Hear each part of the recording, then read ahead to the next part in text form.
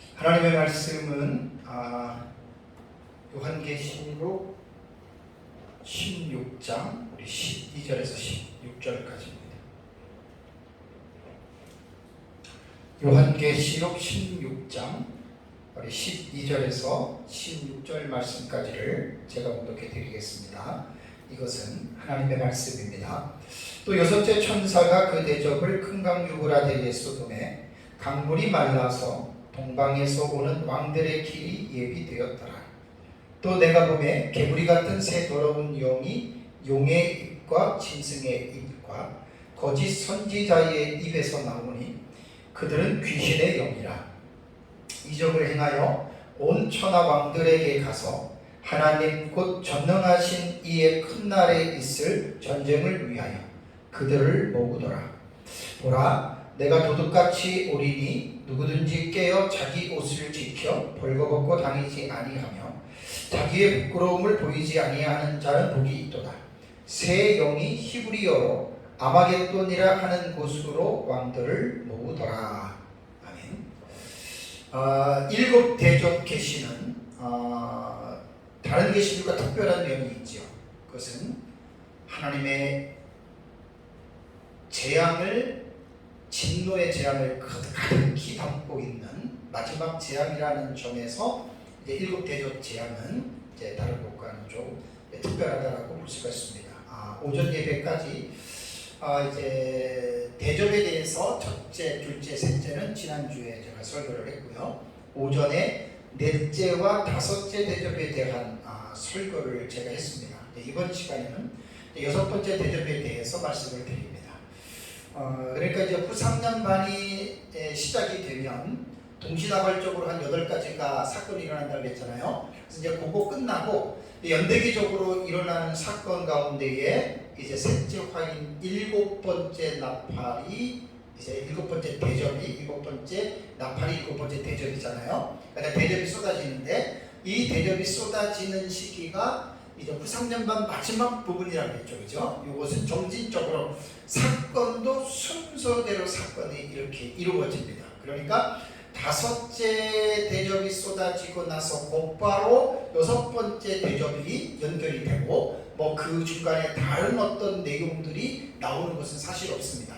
그냥 순서대로 대접은 이제 이렇게 쏟아지는데요. 자, 그러면 여섯 번째 대접 재앙은 아주 매우 특이하면서도 아주 중요한 사건이 일어나는 이제 재앙이죠.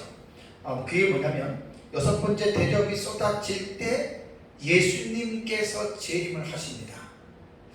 예수님의 재림은 신약 성경의 가장 하이라이트라고 해도 틀린 말 아니잖아요. 그죠? 그러니까 예수님의 재림이 언제 오느냐?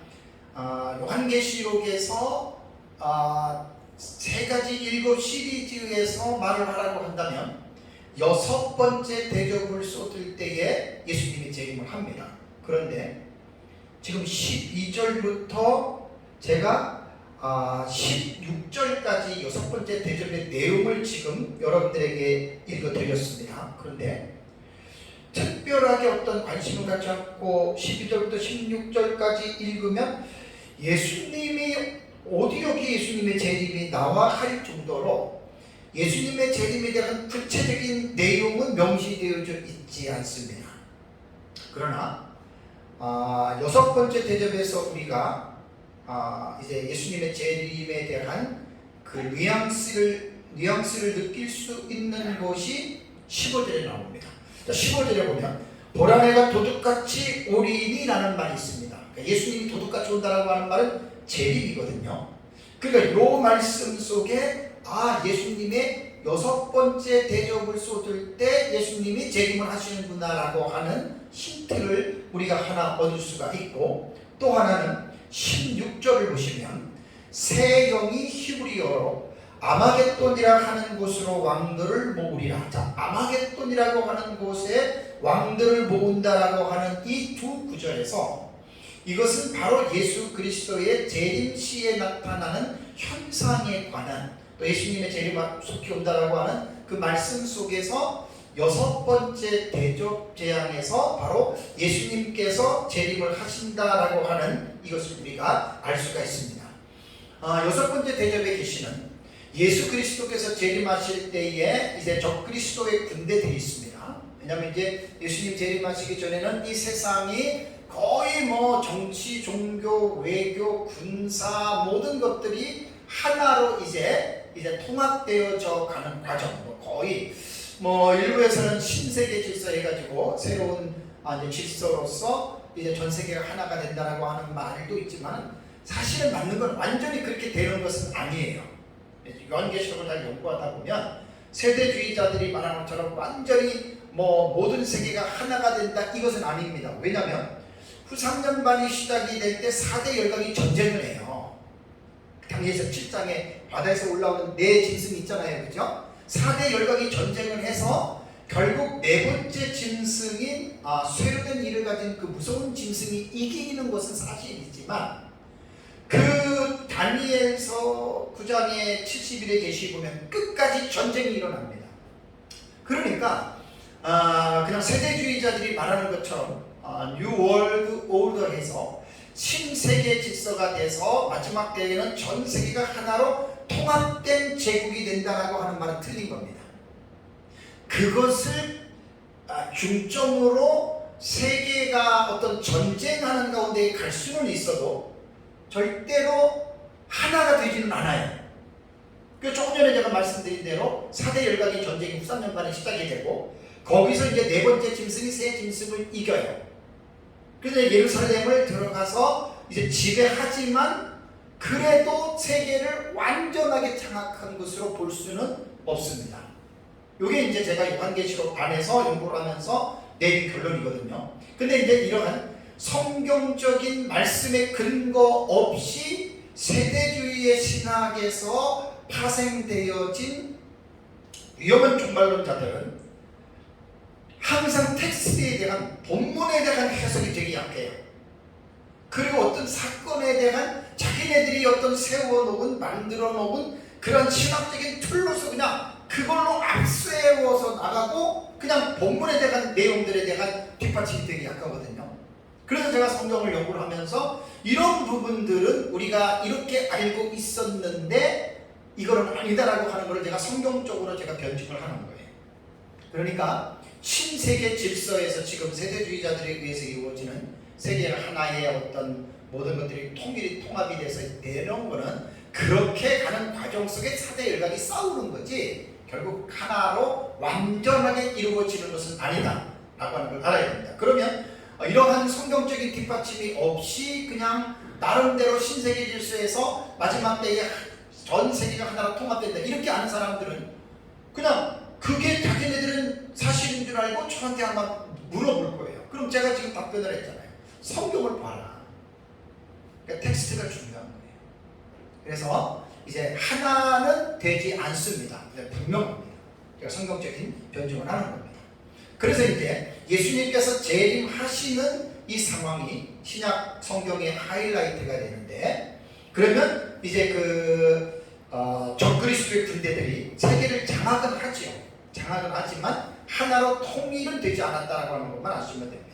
자, 그래서 이제 그들이 이제 전 세계의 국가들과 네트워킹이 돼가지고 거기서 이제 막 나름대로 전부 다 이제 뭐 연락하고 뭐 이제 비록 짧은 기간이지만 이제 후삼년반 기간에 이제 그렇게 연락들을 하고 나름대로 이제 하나로 이제 합치려고 이제 시도를 할 것 아닙니까? 그런데 여기에서 이제 마지막 때 예수님의 재림 때에는 뭐가 이제 중요하냐면 자 예수님 세상을 심판하시기 위해서 오세요. 그럼 마귀는 안단 말이에요. 사탄은 예수님의 재림을 알아요. 그러니까 계속 지금 최후의 발악을 하는 거예요. 그럼 예수님이 재림을 할 때 이 6번째 대접상으로 볼 때에는 재림에 대한 명확한 내용은 없다고 그랬잖아요. 그래서 예수님의 재림에 대해서 요한계시록 안에서 보면은 아주 분명하고 명확하게 예수님의 재림에 대해서 설명하는 곳이 있습니다.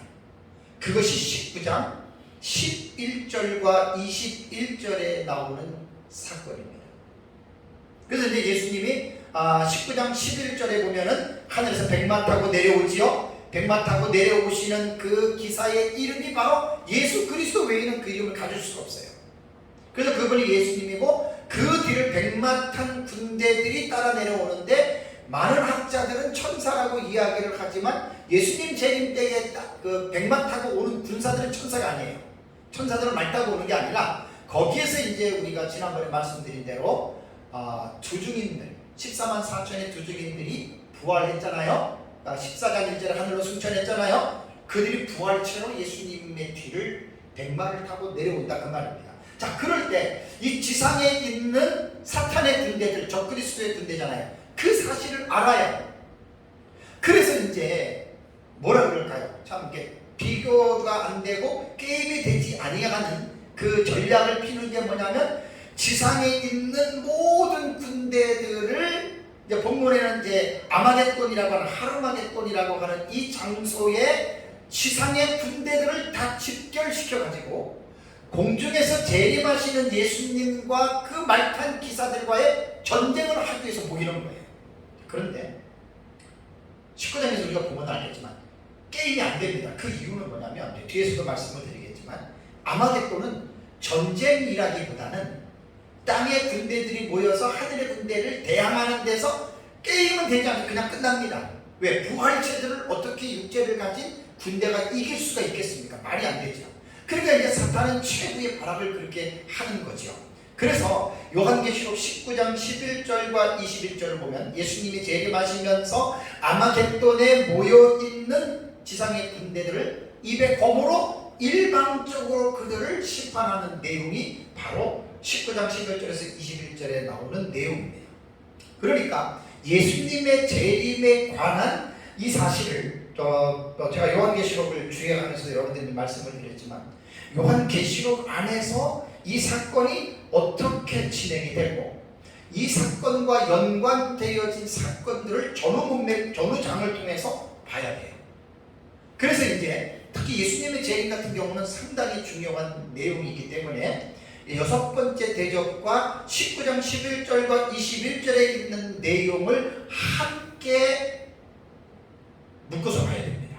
그러면 예수님의 재림에 대해서 6번째 대접으로는 불명확했던 사실, 또 19장 11절에서 21절에 나타나는 그 예수님의 재림에서 뭔가 부족한 것들이 서로가 이렇게 채워지는 것을 느낄 수가 있습니다. 이것은 마치 사복음서에 보면 예수님의 어떤 행적에 대해서는 2개, 3개 혹은 4 복음서에 다 표시를 했거든요.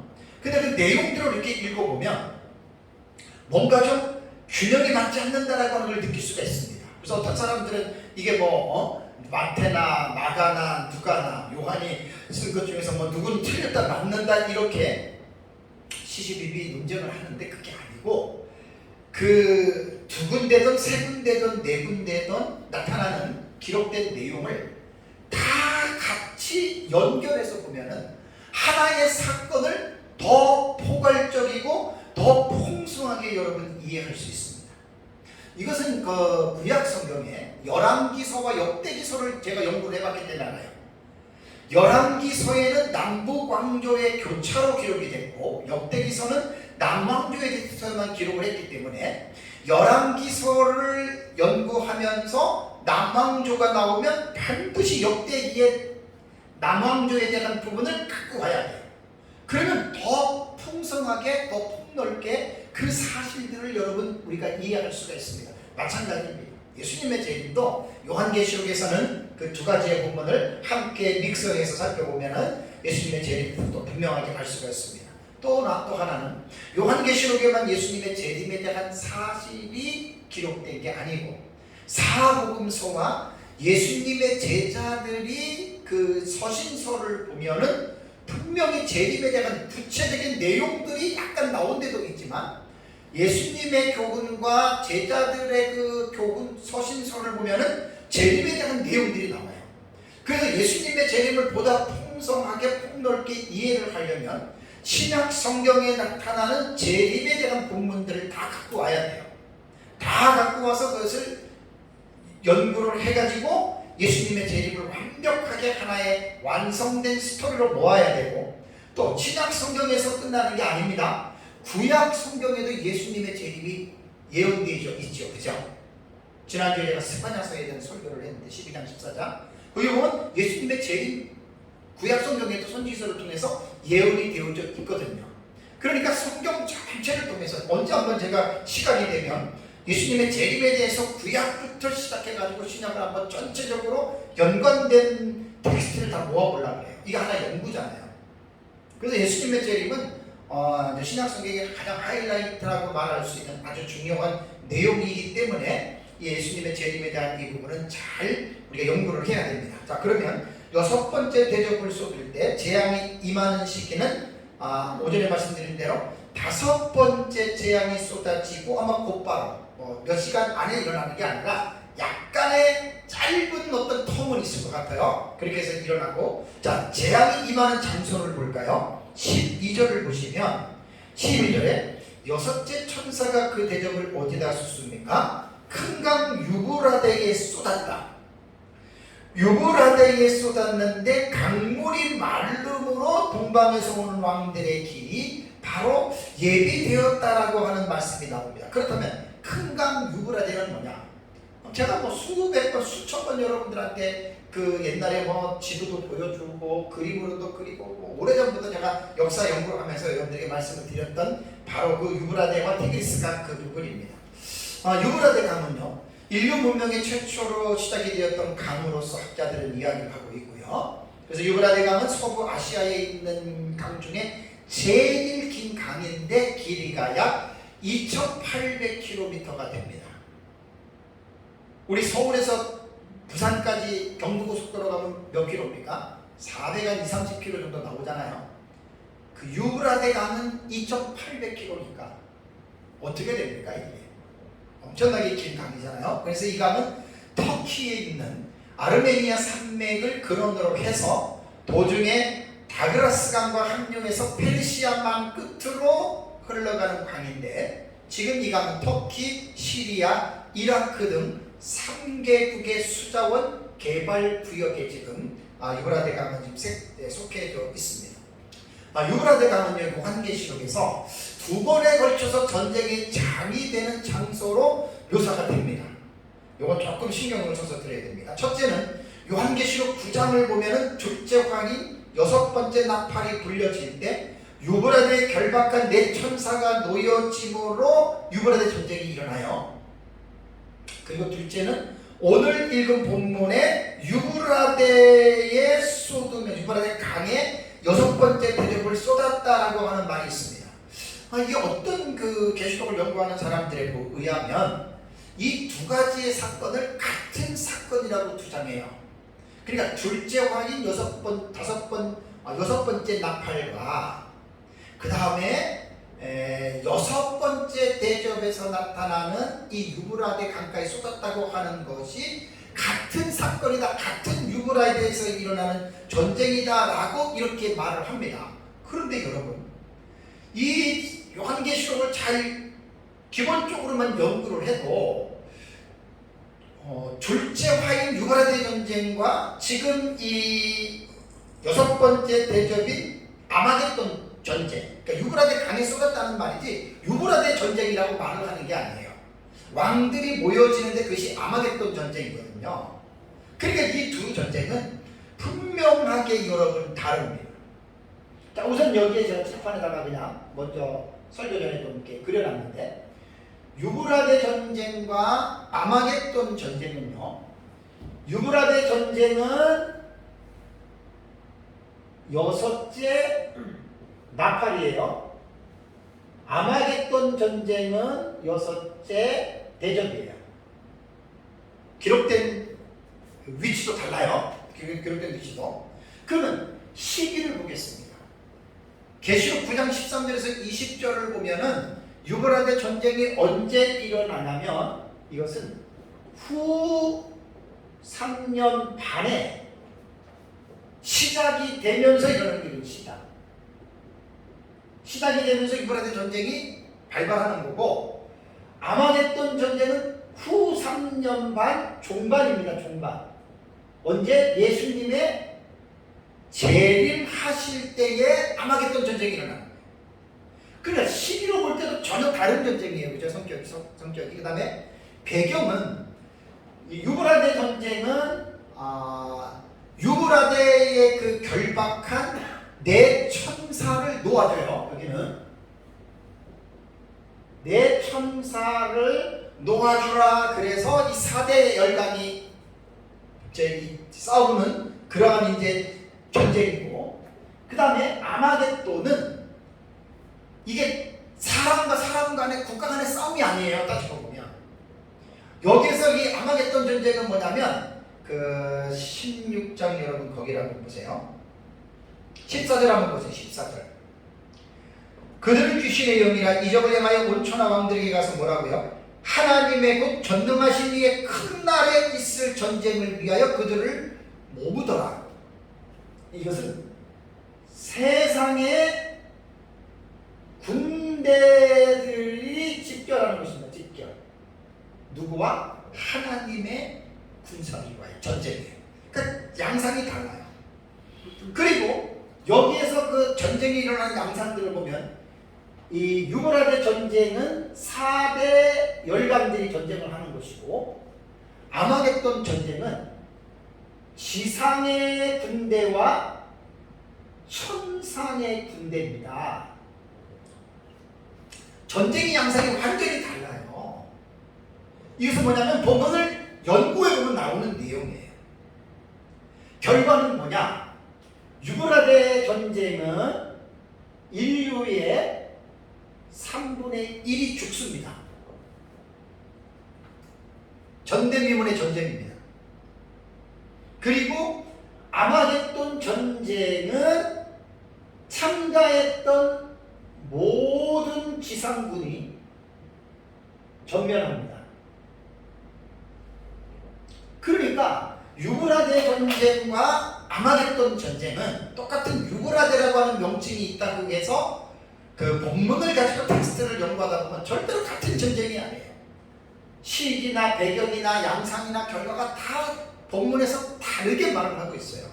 그런데 이제 종말론을 연구하는 사람들 중에 간혹 가다가 이게 같은 유브라데니까 같은 전쟁이다라고 말을 하는데, 텍스트를 연구하면 전혀 같이 될 수 없습니다. 그러면 이제 6번째 대적 재앙이 이제 대적을 쏟을 때 나타나는 본문에 대한 내용을 함께 제가 조금 말씀을 드리겠습니다. 자, 그러면 먼저 12절을 다시 보시면요, 12절을 보면 여섯째 천사가 대적을 유브라데에 쏟음에 강물이 말랐습니다. 자, 동방에서 오는 왕들의 길이 예비되었다. 그러니까 주의를 하고 서기를 할 때 여기 지금 되게 중요한 내용이거든요. 자, 강물이 말랐다라고 하는 말은 뭐 별로 중요하지 않으니까, 강물이 마름으로 인해서 동방에서 오는 왕들이 그 마른 강을 밟고 어느 집결지로 지금 그들이 모인다라고 하는 그런 말이잖아요. 그렇다면 동방에서 오는 왕들은 누구를 말하는 것이냐?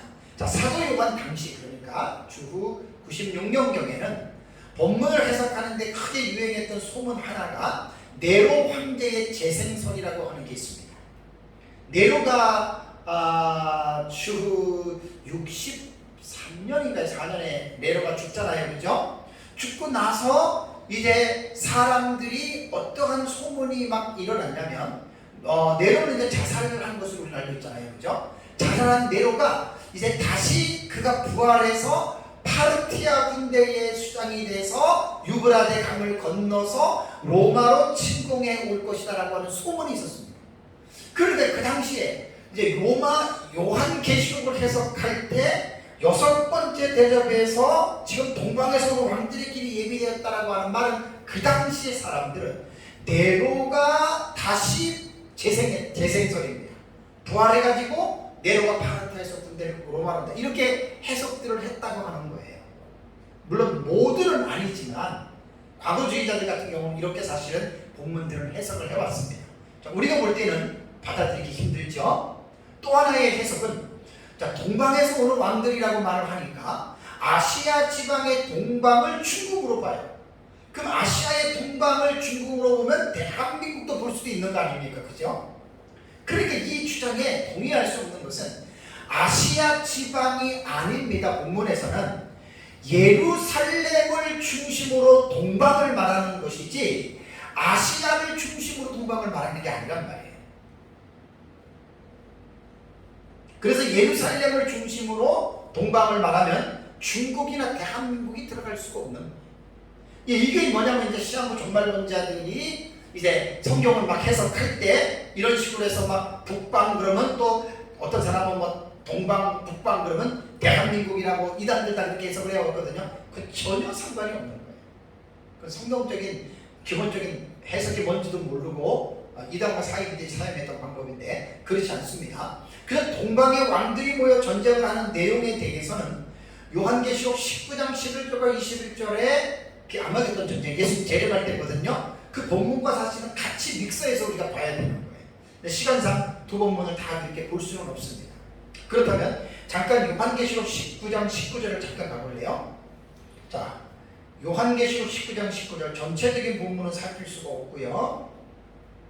살필 수가 없고 요한계시록 19장 19절을 보니까 또 내가 보네 그 짐승과 땅의 임금들과 그 군대들이 모여 그 말탄 자와 그의 군대로 더불어 전쟁을 일으키다가 여기에서 땅의 임금들과 그 군대들은 일곱 번째 제국 안에 있는 열왕과 그들이 거느리는 군대들입니다. 자, 예를 들자면 우리가 이제 예수님 재림 때에 맞추어서 본문을 이해를 하려면 당연히 예루살렘을 중심으로 이해를 해야 됩니다. 왜냐하면 스가랴서 14장에도 12장 14장에도 보면 예수님의 재림을 감람산 쪽으로 보고 있거든요. 어차피 예루살렘을 그 저변을 중심으로 해가지고 마지막 때에 이 전쟁이 일어나는 것을 우리는 봐야 돼요. 그래서 이제 4대 열강의 전쟁이 예루살렘을 침공으로 이제 우리가 보는 것이고 다 들어간 연관들이 있다라고 하는 사실입니다. 그러니까 결국 예루살렘을 센터로 정하고 예루살렘에서 동쪽으로 본다면 이란, 이라크, 인도, 중국, 그다음에 대한민국, 북방으로 보면 러시아 이렇게 지금 지정학적으로는 그런 위치가 되잖아요, 그렇죠? 그러니까 이제 그런 데서 전 세계적으로서 군대들이 이제 집결한다고 이렇게 보셔야 되는 거예요. 사실 이 본문은.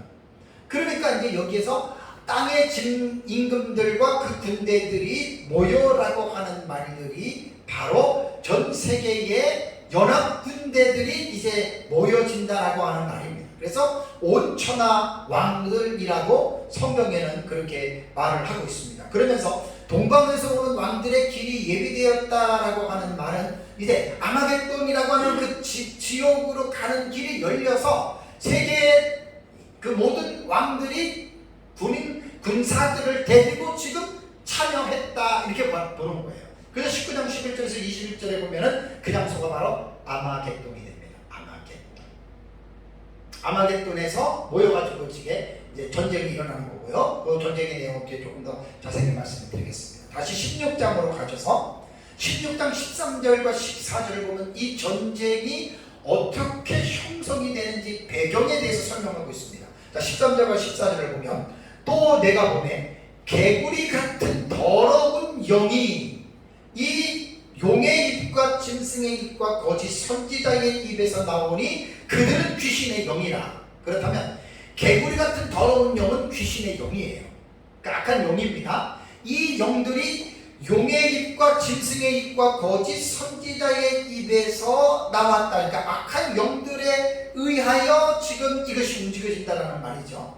그러면서 이 귀신의 영이 어떻게 합니까? 이적을 행하여 온 천하 왕들에게 가서 하나님 곧 전능하신 이의 큰 날에 있을 전쟁을 위하여 그들을 모으더라.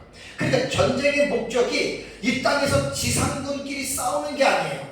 아까 유브라데 전쟁은 지상의 4대 열강끼리 모여서 전쟁하는 전쟁이었지만 아마겟돈 전쟁은 성격이 다릅니다. 전능하신 이의 큰 날에 있을 전쟁, 이 큰 날이 바로 예수 그리스도의 재림입니다. 이게 여호와의, 구약에 말하는 여호와의 날이에요. 여호와의 날에 예수 그리스도께서 재림을 하시잖아요. 그러니까 예수님께서 재림하시는 그 큰 날에 전쟁을 위하여 이 세상의 군대들이 아마겟돈이라고 하는 이 장소에 어떻게 해요? 모인다라고 하는 말입니다. 자, 여기에서 용은 일곱 머리를 지닌 사탄을 가르칩니다. 계시록 12장 3절과 9절. 여기서 나오는 짐승은 계시록 13장에 바다에서 올라오는 짐승으로 적 그리스도를 가리키고요. 여기서 거짓 선지자는 땅에서 올라온 짐승으로서 적 그리스도의 하수인의 역할을 하는 바로 거짓 선지자를 말하는 것이죠. 그러니까 이 개구리 같은 더러운 새 영이 사탄의 입과 적 그리스도의 입과 거짓 선지자의 입에서 나와서 세상을 미혹한다. 사실 사람은요, 영적인 존재이기 때문에 우리 사람 속에 있는 이 영적인 성향이 어떤 영으로부터 영향을 받느냐가 여러분 이게 결정적이에요. 우리 거듭나고 구원받은 우리들은 우리 안에 거하시는 하나님의 성령의 영으로 우리는 살아가고, 예수 그리스도를 영접하지 아니한 사람들은 그 속에 하나님의 영이 없어요. 사탄의 영이, 귀신의 영이 있는 거예요. 바로 그 본질은 바로 그 본질입니다. 여기서 개구리 같은 더러운 영이라고 말을 했을 때, 개구리는 유대인들에게 있어서는 부정한 동물이고 구약 성경을 보면 재앙을 가져오는 동물로 묘사가 되어지고 있습니다. 그래서 이 전쟁의 배후에는 사탄과 귀신들이 주관하는 전쟁이라고 하는 것을 여러분 꼭 기억을 하셔야 됩니다. 그래서 이제 이 귀신들이 사탄의 이제 졸개지와 사자들이죠. 그래서 5천하의 왕들에게 가서 이적을 행하여 그들을 미혹한다. 그러니까 여러분, 이게 지금 전 세계의 군대들이 왕들과 함께 예를 들어서 어느 지역에 모이자. 여러분, 그게 쉬운 일이 아니에요. 비행기로 와야죠. 또 육지로 와야죠. 이게 엄청난 지금 군대거든요. 전 세계의 군대가. 근데 그냥 올 수가 없는데, 여기서 보면은 개구리 같은 더러운 영이 이적을 행한다. 이적. 그럼 뭔가 믿지 아니하는 세상에서는 말로 할 때는 사람들이 인식을 안 해요. 뭔가 사람이 할 수 없는 막 기적과 이적이 나타나면 거기에 사람들이 매혹이 되고 미혹이 되는 거예요. 그래가지고 이제 악한 영들은 그렇게 해가지고 결국은 되는 거죠. 데살로니가후서 2장 8절과 10절에도 악한 자에 나타남은 사탄의 활동을 따라 모든 능력과 표적과 거짓 기적과 불의의 모든 속임으로 멸망하는 자들에게 있다. 여러분, 사탄도 광명한 천사로 위장하지요. 하늘에서 불을 내려요. 이 이단과 사이비 같은 단체가 기적이 없이는 유지가 안 됩니다. 반드시 기적이 나타나야 돼요. 그게 다 사탄이 지금 그런 것들을 이제 이끌어 간다라고 하는 사실입니다. 그래서 이제 예수님께서 재림하실 때는 6번째 대접에서는 구체적으로 나오지는 않았지만 이제 19장 11절에서 예수님의 재림이 아주 구체적으로 19장 가면은 묘사가 되어 있잖아요. 백마를 타고 예수님께서 하늘에서 지금 내려오고, 그 다음에 백마를 탄 자의 이름에 대해서도 이제 나오죠. 그죠? 백마를 탄 자에 대해서도 이름이 바로 어떤 것이고, 이게 다 사람의 이름이 아니에요. 예수님의 이름이에요. 그리고 이제 백마 탄 군대들이 예수님을 뒤를 따라서 지금 이제 내려오는 그 재림의 상황을 지금 말을 하는 것입니다. 여기에서 백마를 탄 예수님의 뒤를 따라오는 백마 탄 군대는 누구냐? 천사 아닙니다. 14만 4천의 두 증인이 1260일 사역을 마치고 죽었지요. 계시록 11장에 보면 뭐가 나와요? 12절에 보면은 부활하지요. 그 부활이 단순한 죽음에서 잠깐 살아난 게 아니라 부활체로서의 완전한 부활. 그래서 사람으로서는 첫 번째 부활. 그래서 첫째 부활이라고 이야기를 합니다. 첫째 부활은 계시록 20장 5절에 보면 헤아나스타시스 헤프로테, 거기 처음 딱 나오는 용어지요. 그래서 그게 바로 두 증인들이 1260일 사역을 마치고 사람으로서는 첫 번째로 부활해서 계시록 14장 1절에 그들은 하늘의 시온산에 예수 그리스도와 함께 3년 반 동안에 있다가 예수님 재림 때 백마 탄 군대로 두 증인들이 내려오는 거예요. 그냥 겉으로 볼 때는 어때요? 부활체예요. 그러니까 부활체니까 땅에 있는 군대들이 볼 때는 예수님도 부활체이기 때문에 사람의 눈으로 예수님의 부활하신 예수님을 보이고, 그 뒤를 따르는 14만 4천의 두 증인들도 부활체니까 사람들의 눈에 보이는 거예요. 그러니까 마치 이제 이 세상의 군대가 사람처럼 예수님도 그렇고 인간의 모습으로 부활한 모습으로 내려오니까 마치 뭐 미사일을 쏘고 총을 쏘고 뭘 쏘면은 이길 것으로 착각을 하는데 부활체는 핵폭탄에도 죽지 않습니다. 부활체가 왜 죽습니까? 그래서 이제 이렇게 지금 지상의 군대들이 이렇게 지금 모이는 것이죠. 어쨌든 예수님께서 재림하실 때 상당히 이제 중요하기 때문에 이거는 사실 많은 몇 시간을 더 사실 예수님의 재림에 대해서 설교를 해야 됩니다. 제가 봐서 다음 주에 재림에 대한 설교를 1시간 좀 더 할까 지금 생각 중인데 어쨌든 그렇습니다. 그런데 이제 우리는 이미 뭐 재림에 대한 이 사실이라든가 이건 우리가 다 믿는 내용이잖아요. 근데 본문을 보면 예수님의 재림을 앞두고 성도들의 삶의 자세를 분명하게 언급을 했는데 15절을 한번 볼까요? 자, 15절. 자, 15절을 한번 읽겠습니다. 보라 내가 도적같이 오리니 누구든지 깨어 자기 옷을 지켜 벌거벗고 다니지 아니하며 자기의 부끄러움을 보이지 아니하는 자가 복이 있도다. 자, 예수님의 재림은 이제 기정사실이고 예수님의 재림을 해요. 그것이 이제 그 16절에 보면 아마겟돈이라고 하는 곳으로 군대들이 모이잖아요. 그죠? 그 아마겟돈이 바로 19장의 그 전쟁의 그 이제 현장이 바로 거기 나옵니다. 그러면 여기서 보면 예수님이 아까도 말씀드린 15절에 보라 내가 도적같이 오리니 재림한다는 거예요. 6번째 대접 때에 내가 세상에 온다 이거예요. 그게 바로 예수님의 재림이에요. 그리고 이제 16장 15절에 부끄러움을 보이지 않는데 복이 있도다라고 해서 요한복음에 보면은 7가지의 복이 있도다라고 하는 내용이 나와요. 마카리오스 복이 있도다. 거기서 세 번째 약속하신 복입니다. 요한복음에 7복이 나오는데 세 번째 약속하신 복입니다. 그러니까 이 복의 내용은 어떤 자가 복이 있느냐? 누구든지 깨어서 자기의 옷을 지켜서 벌거벗고 다니지 않는 사람이 복이 있다는 거예요. 여러분 만약에 지금 대낮에 백주에 옷도 하나도 안 걸치고 벌거벗고 다니면 어때요? 정신병자가 아닌 이상에는 여러분 얼마나 부끄럽습니까? 그러니까 옷을 입고 사는 자는 부끄럽지 않다. 이게 비유잖아요. 그렇죠? 은유잖아요. 그럼 이게 무슨 내용이겠습니까? 그러니까 이게 뭐냐면 영적으로 깨어있는 신앙생활 하는 자가 복이 있다 이 말이에요. 예수님 재림 때예요. 여기 깨어라고 하는 말은 그레고롤이라고 하는 헬라어 동사거든요. 이 그레고롤은 그레고레오라고 하는 이 동사의 분사 현재 능동 주격 남성 단수입니다. 제가 동사만 나오면 파싱을 해요. 분해를 해요. 왜 하는 줄 아세요? 되게 중요해요. 깨어라고 하는 이 말은 분사 현재입니다. 그러니까 항상 깨어 있는 거예요. 항상 진행형이에요.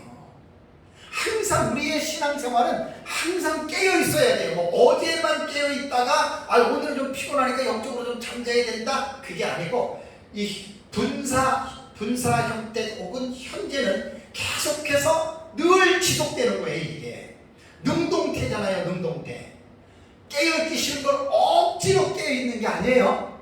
자기 스스로가 자각을 해서 능동태는 그런 거잖아요. 자기 스스로가 자각을 해서 깨어있어야 되고 이것이 남성 단수예요. 왜 단수겠어요?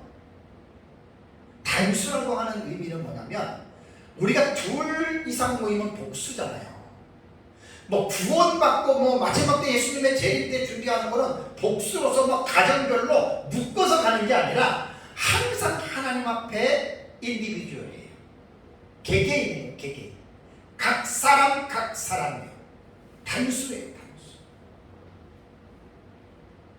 그러니까 예수님이 재림하시기 직전에 지금 우리가 늘 그렇게 살아야 되는 거예요. 교회 하나가 가정 하나가 뭉쳐가지고 같이 이렇게 가는 게 아니라 2명이든 3명이든 단수입니다. 깨어있느라는 말은 개인이 깨어있어야 된다 그 말이에요. 그래서 단수로 썼습니다. 단수. 분사 현재 능동태라고 하는 사실을 기억하십시오. 그러니까 이 그레고레오는 신약성경에 22번 나와요.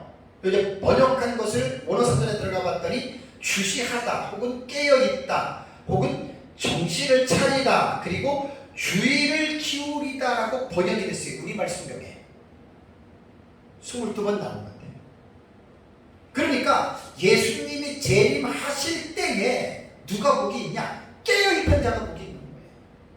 제가 요한계시록 계속 지금 여러분들에게 설교를 하면서 우리 교회에게 하신 하나님 예수님의 교훈 중에 가장 중요한 게 뭐지요? 환추할 때에 깨어서 믿음으로 승리하라는 것이 요한계시록에서는 성도들에게 교훈하는 가장 중요한 내용입니다. 그래서 부산년만 들어가기 전에 첫째와 황충하 5개월 전에 믿음 안에서 이렇게 그래 보래오 깨어서 신앙생활하는 자는 후 3년반 대환란에 떨어지지 않아요. 예비초로 들어간단 말이에요. 이것이 요한계시록에서 가장 중요한 내용이 성도들에게는 후 3년반 대환란을 앞두고 왜 하나님이 야 너희들 대환란에서 고생을 한번 해봐 그럴 하나님이 아니잖아요. 대환란에서 내가 너희를 지켜주는 예비처를 만들어 놨으니까 조건이 있어요. 조건. 여러분 신앙생활을 할 때 참 나는 안타까운 게 구원받았다고 된 게 아니에요. 하나님은 인간을 책임적인 존재로 지으셨기 때문에 각 사람이 자기가 결정한 행동에 대해서는 하나님이 반드시 책임을 묻습니다. 신명기에서 기억나시죠? 하나님이 모세를 통해서 이스라엘 백성들에게 뭐라고 권면했습니까? 너희들한테 사망과 저주와 복과 생명의 두 길을 하나님이 주었다 그랬죠. 하나님은 뭘 원하셨어요? 너희가 살기 위하여 생명과 복의 길을 선택해라. 그게 하나님이 인간을 책임적인 존재로 지은 거예요. 예수 믿고 구원받았다고 끝났나요?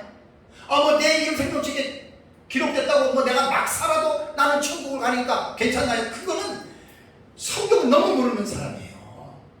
그러니까 알미니안주의가 튀어나온 거예요. 그런 것들. 그거는 사람이 잘못 만든 이론이에요. 그렇지 않습니다.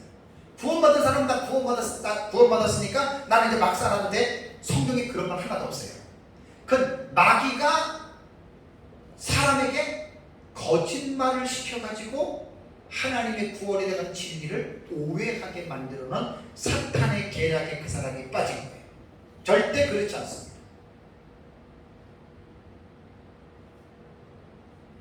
예수님의 재림은 예고되었습니다. 그러나 그때와 시간은 아무도 알 수가 없습니다. 예수님이 본문에도 뭐라 그랬죠? 보라 내가 도둑같이 오리니. 그러니까 예수님이 예를 들어서 한 10년 뒤에 온다. 그러면 9년 동안 9년 한 7개월 한 10개월 동안 내 마음대로 살다가 한 달 남겨놓고 깨어있으면 되겠네요.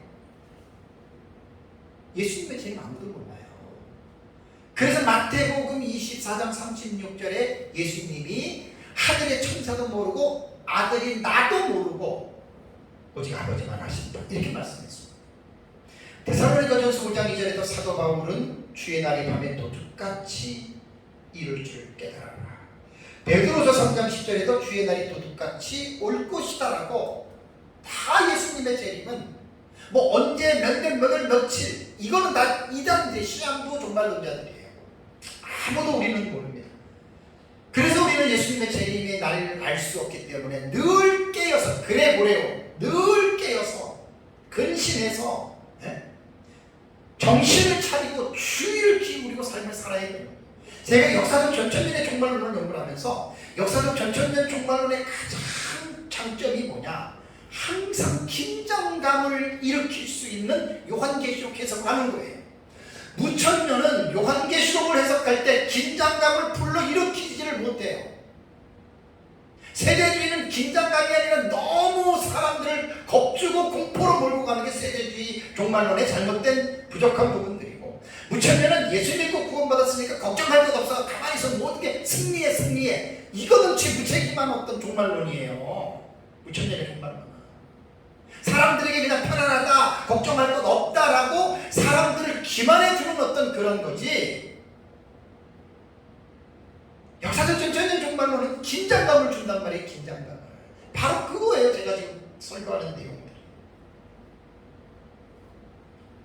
제가 정말 너를 연구하기 때문에 너무나 잘합니다. 성경에 보면 예수 믿고 구원받았으니까 됐다 걱정하지 말아라 네 맘대로 살아라 마음 푹 놓고 살아라 그런 성경이 어디 나와요? 구원은 너희 구원을 두렵고 떨림으로 이루어라고 하는 말은 깨어서 자신을 저성복종시키고 죄와 싸우되 피 흘리기까지 싸우면서 늘 자신과의 싸움 마귀의 괴계를 대적하고 하나님의 전신갑주를 입고 예수의 이름으로 마귀를 대적하라. 성경은 그렇게 말하고 있는 거예요. 너희는 스스로 조심하라. 깨어있어라. 그게 성경의 교훈이거든요. 근데 성경을 잘못 읽어내는 신학자와 잘못 읽어내는 설교자들을 통해서 예수 믿고 구원받았으면 됐어. 걱정할 것 없어. 한 번 구원은 영원한 구원이야. 저는 한 번 구원받은 사람 영원한 구원 좀 믿는 사람이에요. 근데 그렇게만 말하면 그 사람은 정말로 잘못 반만 하고 반 좀 모르는 사람이에요. 한 번 구원은 영원한 구원이기 때문에 우리는 깨어서 그 구원의 길을 이루어 나가는 거예요. 뭐 행위로 구원을 완성시킨다는 말은 아니에요. 그래서 칼빈주의도 고칼빈주의라고 하이퍼 칼빈 사상에 빠지게 되면 하나님의 절대 주권을 100% 강조하고 인간의 책임을 강조하지 않아요. 심각한 그 이단이에요. 이단. 하이퍼 칼빈주의는 이단으로 속합니다. 한국의 장로교 목사님들 중에 개혁신학을 했고 칼빈주의 신학을 거의 다 했는데 하나님의 절대 주권에 대해서 제대로 모르고 고칼빈주의 쪽으로 치우치는 분들이 꽤 있어요. 여러분, 하나님이 사람을 지을 때 처음부터 책임적인 존재로 지었어요. 하나님의 주권을 강조하면 인간의 책임도 같이 강조할 때 하나님의 주권이 여러분 올바르게 전파가 돼요. 하나님의 주권만 강조하고 인간의 책임을 강조하지 않으면 코미디 정도죠. 코미디 정도. 그렇지 않습니다. 왜 여기도 본문에도 보라 내가 도둑같이 오리니 누구든지 깨어라 있으라. 이게 말씀이 우리 인간에게 책임을 묻는다는 거예요. 여러분. 그럼 뭐 깨어있지 않는다고 해서 지옥 가느냐? 그건 아니에요. 지옥 가고 안 가는 거는 죄를 짓고 안 짓고 깨어있지 않고 자고 그거 상관없어요. 예수 믿지 않기 때문에 지옥 간 거고 천국 가는 거는 예수를 믿었기 때문에 천국 가는 거지 행위하고는 상관이 없어요. 다만 구원받은 사람들이 깨어있지 않으면 고통에 빠지고 고난에 빠져요. 그걸 말하는 거지 제가 구원에 대해서 말씀을 드리는 게 아니에요. 그러므로 우리는 예수님의 재림을 알 수 없기 때문에 늘 깨어서 사는 게 이게 신약시대 성도들의 삶입니다. 이게 신앙의 자세예요. 구원받았으니까 됐어 뭐 걱정하지 말고 뭐 기도해서 복 많이 받아서 누리고 살아. 이거는 성경이 아니에요. 왜냐하면 구원받은 사람들의 대적이 있잖아요. 마귀가 우는 사자처럼 두루다니며 산길자를 찾는 것 구원받은 우리를 숨기려고 마귀가 쫓아다니는 거예요. 그래서 베드로 사도는 디아스포라 흩어져 신앙생활하는 성도들에게 그러므로 너희는 깨어서 마귀의 괴계를 대적하기 위하여 믿음으로 저를 대적하라 그랬고 사도 바울도 에베소 교회에게 하나님의 전신 갑주를 입고 싸우라고 그러고 얘기를 한 거예요. 구원받고 끝난 게 아닙니다. 구원받았다면 더 정신을 차리고 이제 우리의 대적이 분명하게 주적이 마귀예요. 사탄이에요. 그놈은 쉬지도 않고 우리를 삼키려고 늘 공격합니다. 그래서 하나님의 말씀 안에서 믿음 안에 깨어서 예수 그리스도의 이름으로 대적하지 않으면 이길 수가 없습니다. 자, 그렇다면 오늘 15절에서 깨어있으면서 어떠한 자세를 취해야 될 것에 대해서는 15절에 보니까 뭐라고요? 자기 옷을 지켜 벌거벗지 않고 다니지 아니하며 자기의 부끄러움을 보이지 아니하는 자는 복이 있다 이거예요. 조금 전에 말씀드린 대로 옷 벗고 나가보세요. 정신이 이상하지 않는 사람이라면 부끄러워서 다닐 수가 없죠. 어떻게 옷을 벗고 다닙니까? 그러니까 이게 이 성경에도 보면은 요한계시록에 보면 성도들의 옷에 관련된 말씀이 기록되어 있어요. 그런데 그 본문을 보면 옷감이 무엇이냐에 초점을 맞춘 게 아니에요. 뭐 비싸냐 싸냐 이런 데서 초점을 맞춘 게 아니라 어디에 초점을 맞추냐면 더럽냐 아니면 깨끗하냐 여기에 초점을 맞춘 거예요. 그래서 더럽다면 옷을 시게 씻고 옷을 입는 자가 복되다 그랬는데 계시록 10장 14절을 가보세요. 그 옷을 더러운 옷을 깨끗하게 씻는데 뭘로 씻는지 계시록 10장 14절에 보면 내가 말하기를 내 주여 당신이 아시나이다 하니 그가 나에게 이르되 이런 큰 환난에서 나오는 자들인데 뭐라고 했습니까? 어린 양의 피에 그 옷을 씻어 희게 하였느니라. 세상의 어떤 세계를 통해서 옷을 빨라는 말이 아니에요. 어린 양의 피, 곧 죄를 말하는 거예요. 더러움은 죄를 말하는 거고 죄를 지었을 때는 예수 그리스도의 이름으로 회개하고 그 죄 사함을 받는 자, 그게 영적으로 옷을 희게 했다라고 하는 그러한 표현입니다. 그러니까 그리스도인들이 자기 옷을 지키는 일은 회개를 철저하게 하면서 살아가라는 거예요. 회개는 그리스도인들에게 삶에 있어서 없어서는 안 될 필수적인 요소가 바로 회개입니다. 그래서 예수 그리스도의 재림과 관련해서 성도들이 깨어서 자기 옷을 지킨다라고 하는 이 의미는 신랑 되시는 예수님이 재림하실 때에 살아있는 성도들이 예수님을 만날 거 아니에요. 그러면 벌거벗지 않고 옷을 입은 상태에서 떳떳하게 만나라고 하는 말은 우리가 세상에 살면서 죄를 안 질 수 없습니다. 죄를 집니다. 죄를 지면 어떻게 하라고요?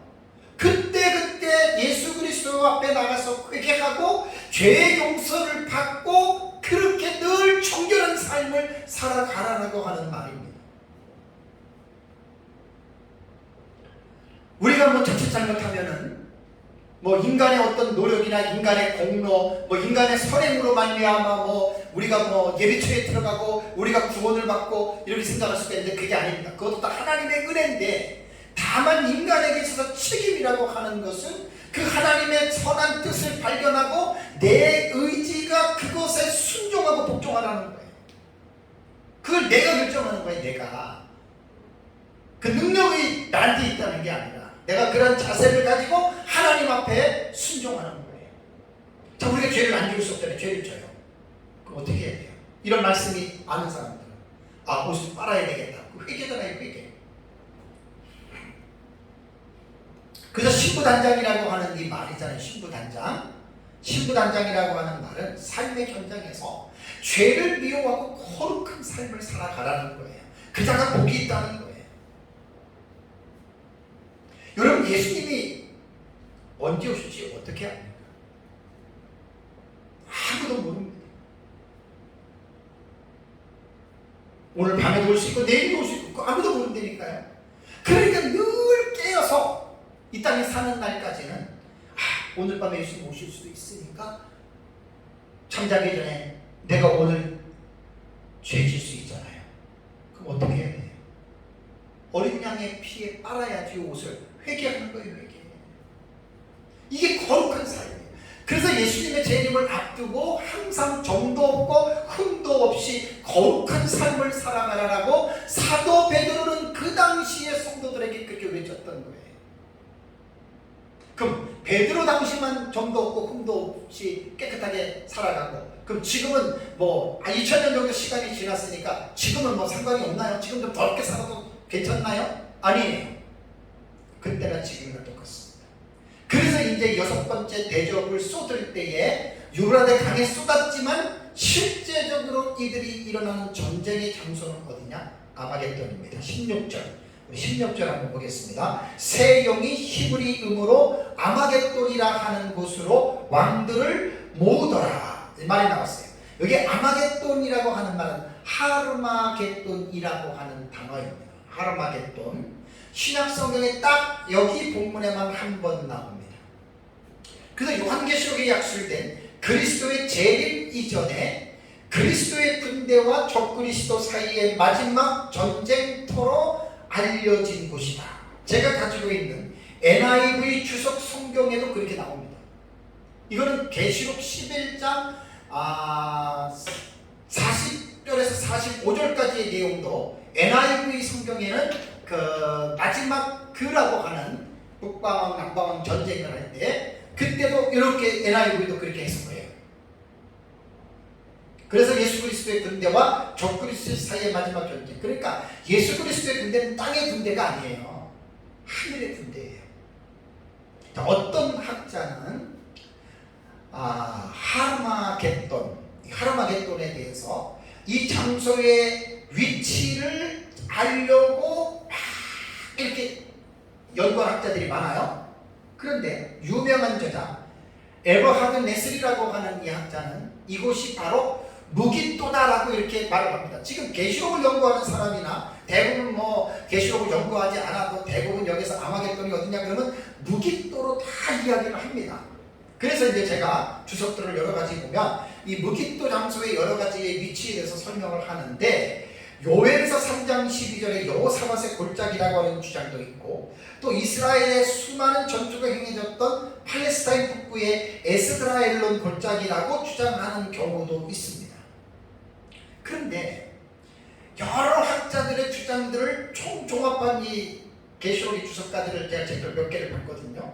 봤는데 실제로 무깃도라고 하는 지금 이스라엘 나라에 가서 무깃도를 보면은 일개연대가 주둔할 만한 공간도 없다 그래요.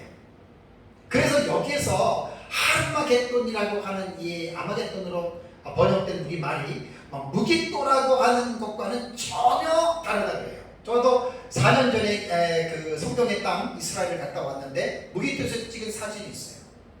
이게 웬만한 평야가 가지고 이거는 어림도 없습니다.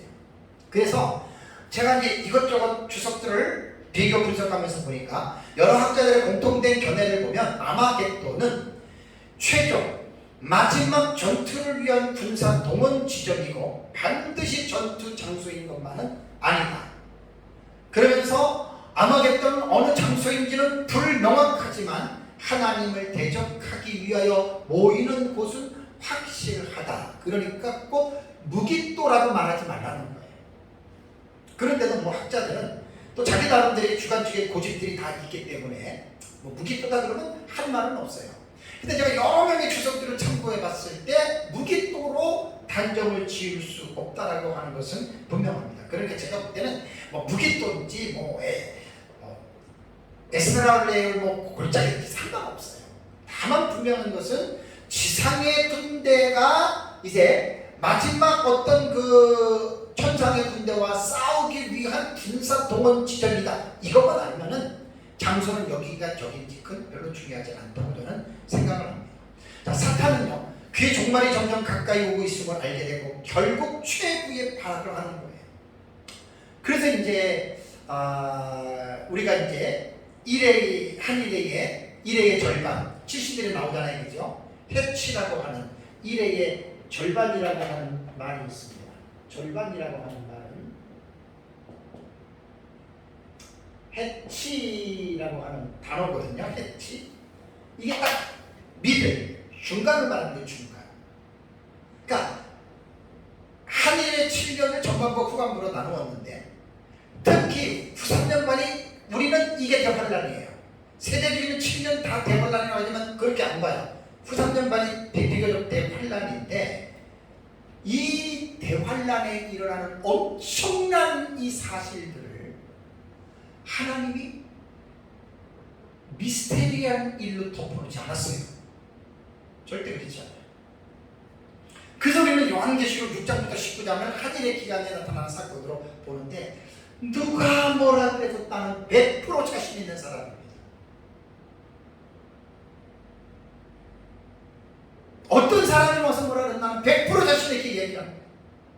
요한계시록 6장부터 19장은 마지막 한일에 일어나는 사건들을 하나님이 사도 요한을 통해서 교회에게 하나님께서 말씀해 주신 계시의 장입니다. 안 믿는 사람은 어쩔 수 없습니다. 신학자들도 다 입장이 다릅니다. 난 누가 뭐라 그래도 이거는 난 분명한 사실로 좀 믿습니다.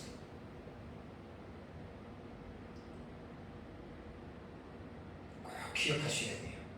하나님이 절대로 비밀로 덮어놓지 않습니다. 마지막으로 재앙을 받는 대상은 예수님 이제 6번째 대접 예수님이 재림하셔서 아마겟돈에 모여있는 군대에서 완전히 심판합니다. 여러분 19장 가볼래요? 참 이건 뭐 전쟁이라고 할 것 없이 일방적인 심판입니다. 자, 계시록 19장 17절 한번 보세요. 제가 읽어드릴게요. 또 내가 보니 한 천사가 태양 안에 서서 공중에 나는 모든 새를 향하여 큰 음성으로 외쳐 이르되 와서 하나님의 큰 잔치에 모여 왕들의 살과 장군들의 살과 장사들의 살과 말들과 그것들을 탄 자들의 살과 자유인들이나 종들이나 작은 자나 큰 자나 모든 자의 살을 먹으라 하더라. 이게 마지막 지금 최후의 지상에서 이루어지는 잔치거든. 하나님의 큰 잔치거든요. 놀라운 게 뭐냐? 잔치의 음식은 사람들과 짐승입니다. 잔치의 초청자는 공중에 나는 새들이 와서 포식을 하는 겁니다. 19절 보세요. 또 내가 보니 그 짐승과 땅의 임금들과 그들의 군대들이 모여 그 말 탄 자와 그의 군대들과 더불어 전쟁을 일으키다가 요게 이제 그 세상 군대와 재림할 때 내려오는 천상의 군대의 두 증인들이에요. 부활은 20절에 짐승이 잡히고 그 앞에 표적을 행하던 거짓 선지자도 함께 잡혔으니 이는 짐승의 표를 받고 그의 우상에 경배하던 자들을 표적으로 미혹하던 자나 이 둘이 상체로 유황 불못에 던져지고 그 나머지는 말탄 자의 입으로 나오는 검의 죽음에 모든 새가 그들의 살로 배불리더라.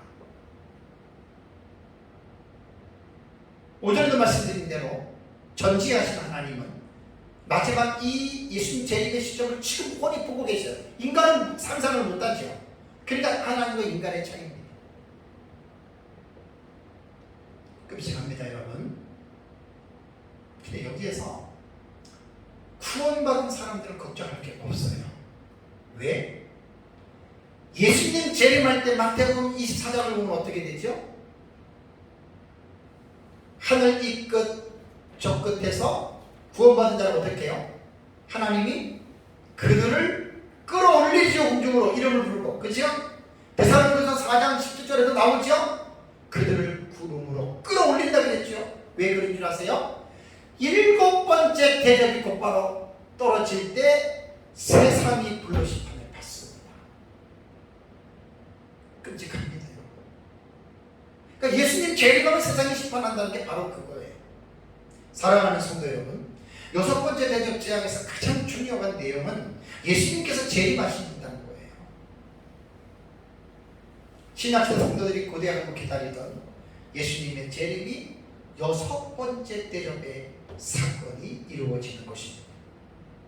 그래서 예수님의 재림을 앞두고 성도들에게 교훈한 16장 15절 보라 내가 도적같이 오리니 누구든지 깨어 자기 옷을 지켜 벌거벗고 다니지 아니하며 자기의 부끄러움을 보이지 아니하는 자가 복이 있도다 라고 하는 이 말을 신약시대 성도들은 늘 기억하면서 살아야 됩니다. 때와 기한 아무도 알 수 없기 때문에 늘 우리는 그레고레오 깨어 있어야 돼요. 조심해야 돼요. 근심해요. 그래서 예수님의 재림을 앞두고 언제인지는 모르지만 늘 깨어서 여러분들이 믿음으로 승리하는 삶을 살아가시기를 주님의